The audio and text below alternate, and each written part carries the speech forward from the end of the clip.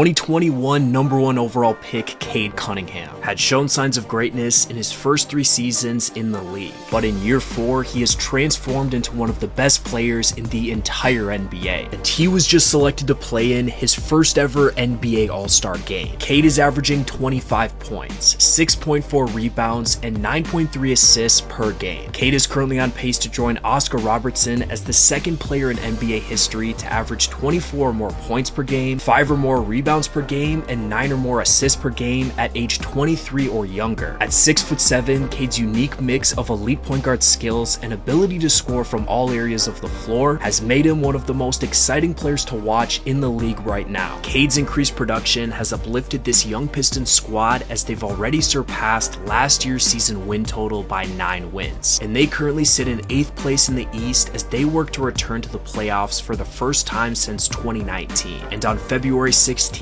Cade will join the best talent in the NBA in the All-Star game for the first time in his career.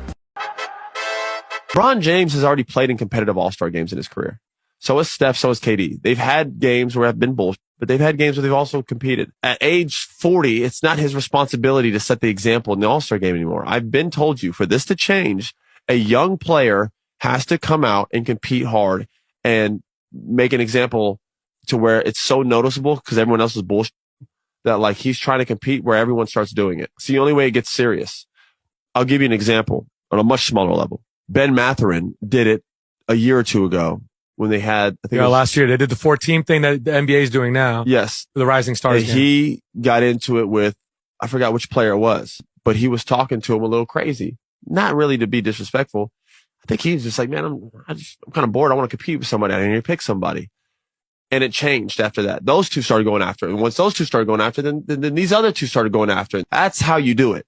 If Anthony Edwards picked up Shea full court and was clapping in his face, the rest of the All-Star game, someone would be like, all right, well, we're going to get after it then. If this is what we're going to be on, because you're not about to embarrass me with everybody watching. And then next thing you know, Shea has to go hard. And then when Shea goes hard, the guy next to him is like, man, these two are going hard. I got to be ready to shoot. Now this guy's locked it. It's just it's a domino effect. It has to start with the young stars. NBA just released a look at this year's All-Star Game jerseys, so let's take a look at all 3 of them. Now this year's a little bit of a mix-up compared to the last couple years. This year we have 3 jerseys instead of just 2. The reason for this is the NBA All-Star Game will feature a brand new mini-tournament format with the 24 NBA All-Star selections divided into 3 teams equally. Now with this year's All-Star Game being played in San Francisco, these jerseys definitely pay an homage to that. Now with the first 2 uniforms, we have the light blue and the navy. Now I absolutely love these jerseys. There's a lot of small details that go into them. Now you can see the design pattern alongside the jersey and the shorts, which represents the roots of Oakland's iconic oak trees, as well as the belt buckle on the shorts features an image of an oak tree, and the vertical font on the jersey is inspired by Oakland's theater district. These jerseys are definitely something special this year, and I definitely love how they turned out. All the small little details are definitely a big factor in loving these jerseys, as well as just the overall look of them. They're definitely amazing. Now with the third and final jersey, we have the red jerseys. Overall, they're pretty much the same, but there's small little details that set them apart. Now with these red jerseys, the side pattern actually highlights the cable car lines that wind through San Francisco. With a different belt buckle on the shorts, they showcase an image of the city's famous cable car. And finally, the jersey font reflects the movement of a cable car climbing over San Francisco's hills. In my opinion, these red jerseys are definitely one of my favorites. The red, the color, the font, everything like that is definitely something that's going to make me pick this up. Overall, I absolutely love these jerseys. The colors are very vibrant and really stand out. They're not too much, but not too little as well. So let me know down below what your guys' thoughts are on these jerseys this year, and be sure to follow along to see more content.